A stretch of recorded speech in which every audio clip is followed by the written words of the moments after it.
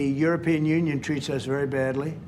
They have for years. I saw that. I had it out with them in my first term. It did well, but we had to solve other problems, and we did. But European Union's been very tough, and it's our turn too. You know, we get a turn at that also. But they have not been fair. They sue our companies and win massive amounts of money. They sued Apple, won $17 billion, and they use that for other reasons, I guess, or to run the European Union. So I'm not knocking it. They're doing what they should be doing, perhaps, for the European Union, but it does create ill will. And as you know, we're going to be doing reciprocal tariffs. So whatever they charge us, we're charging them. Nobody can complain about that. Whatever it is, it doesn't even matter what it is. If they charge us 25 or 20% or 10% or 2% or 200%, then that's what we're charging them. And so I don't know why people get upset about that, because there's nothing more fair than that. Well, our Ireland correspondent Stephen Murphy was in the Oval Office for that meeting. He joins me now live. So on this issue of tariffs and trade, Donald Trump not happy with Ireland, certainly not happy with the EU.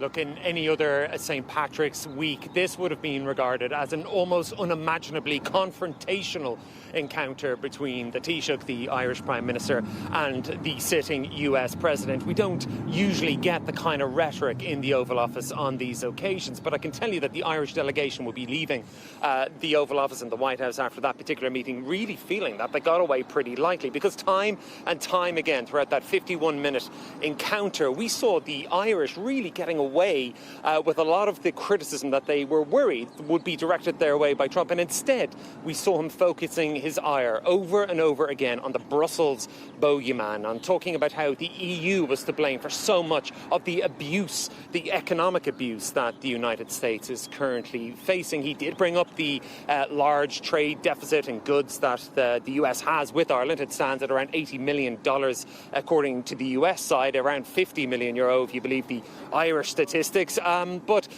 he clearly hinted that something would need to be done about that. But again and again, he even used the example of his golf resort, saying that the Irish were so efficient in approving his expansion plans for that. But when it came to the EU, it was going to take him between 5 and 7 years to get that through. He railed against the EU time and time again. So obviously, with the announcement of a new raft of measures from Brussels in response to the steel and aluminium tariffs that Trump has brought in, I was able to ask the president, well, what was next in terms of the tariffs and basically the US being taken advantage of. This is what he told us.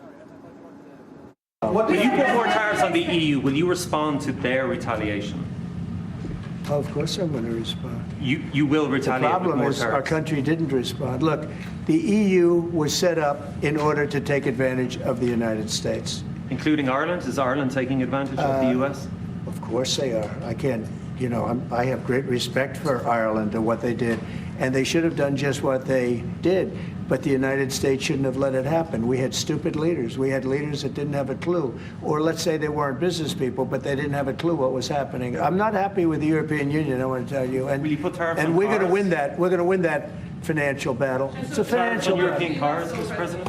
Tariffs on European cars? Is that something you're going to consider? Oh, absolutely. I will do that. Yeah. Mr. President, think of it. They have millions of cars coming in. Millions and millions of cars. One of probably the largest. Japan's very big too. But and they don't accept our cars. We make great cars. They don't have our cars, but we have their cars. They don't have our farm products. We have the greatest farmers in the world. They don't accept our farm products, and we accept theirs.